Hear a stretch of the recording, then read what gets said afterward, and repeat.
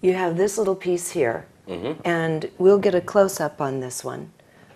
And it's the same thing again that we've seen repeatedly and also shows itself in the Egyptian hieroglyphics.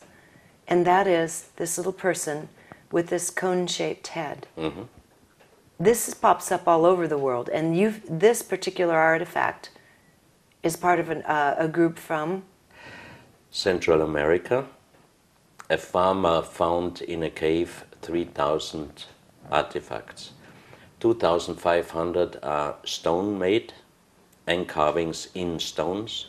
The smallest one is like a medallion and up to 50 centimeters size.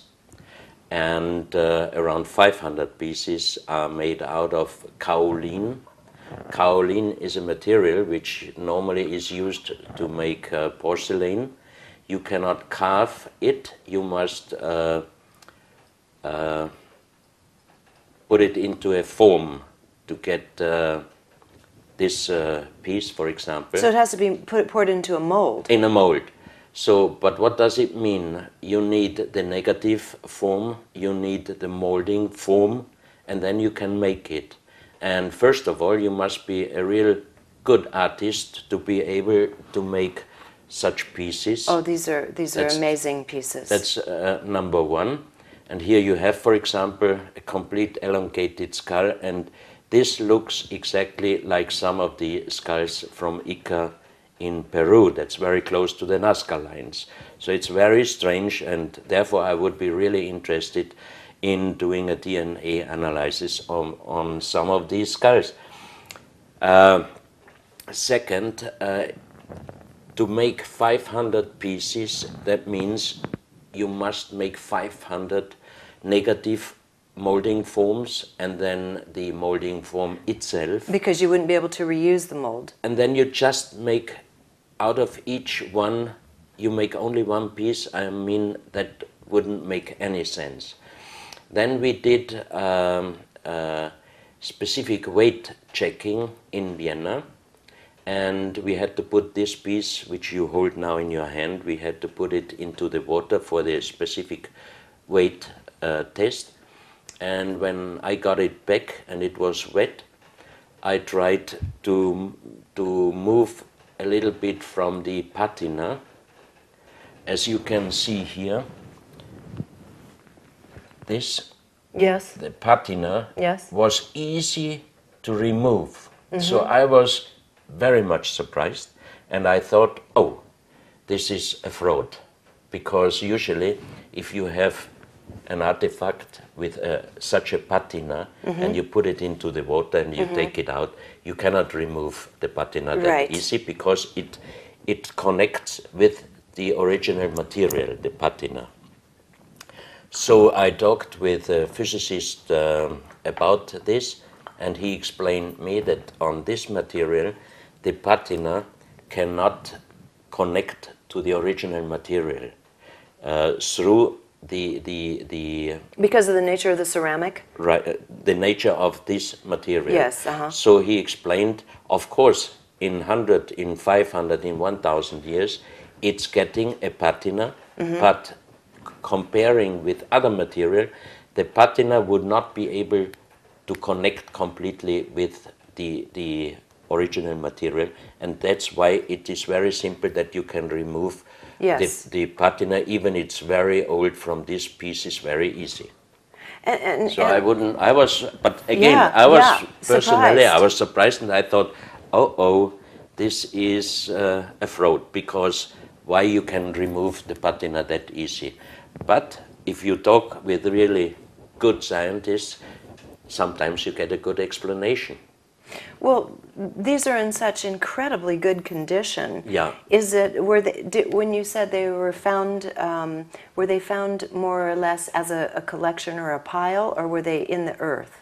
No, they were stored in a cave. In a cave, stored in a cave, because and the cave was closed.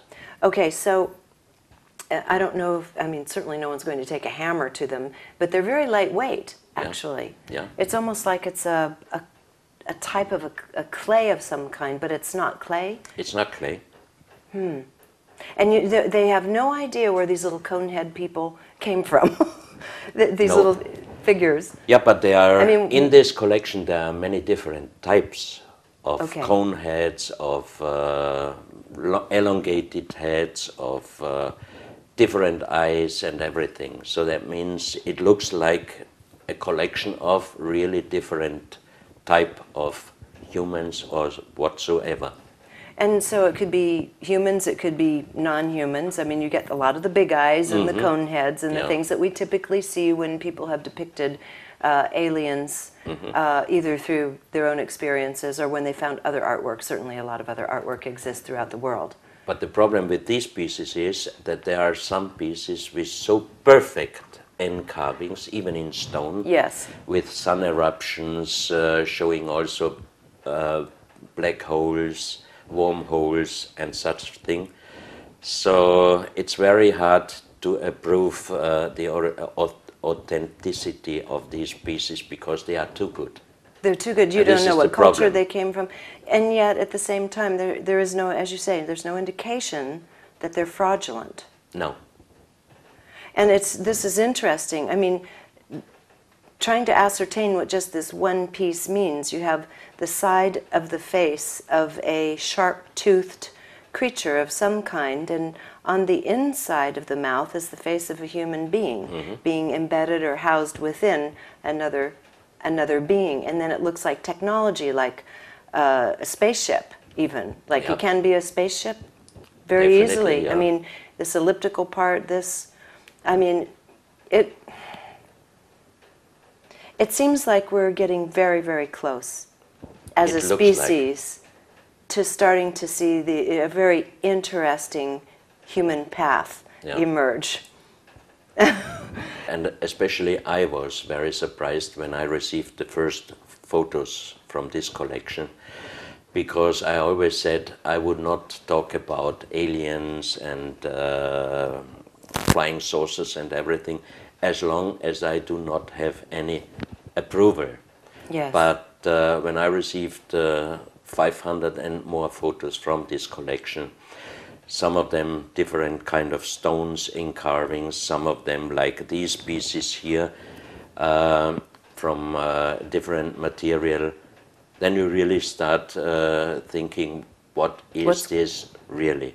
And as I said before, the end carvings are sometimes so precisely and so perfect, I would say too good for the scientists, that they would never believe it and accept it as original artifacts. And we were talking off camera and you said some of these even show beings that have helmets on. Yes, you can even see that there is a kind of glass closed, the helmet, like to protect them from the atmosphere, like we would use a diving suit. You see very huge, big eyes sometimes, and even inside of a UFO, and some have the form of flying saucers, and you can even see some persons looking out from some windows around. So they are too good. Yes. And that would be the biggest problem. That I think it takes a long time until we can prove that these pieces are original and old. But for me it would be an explanation where the Mayans in Central America did get their fantastic knowledge about astronomy, about mathematics, and they had the more precise calendar than we do in our days.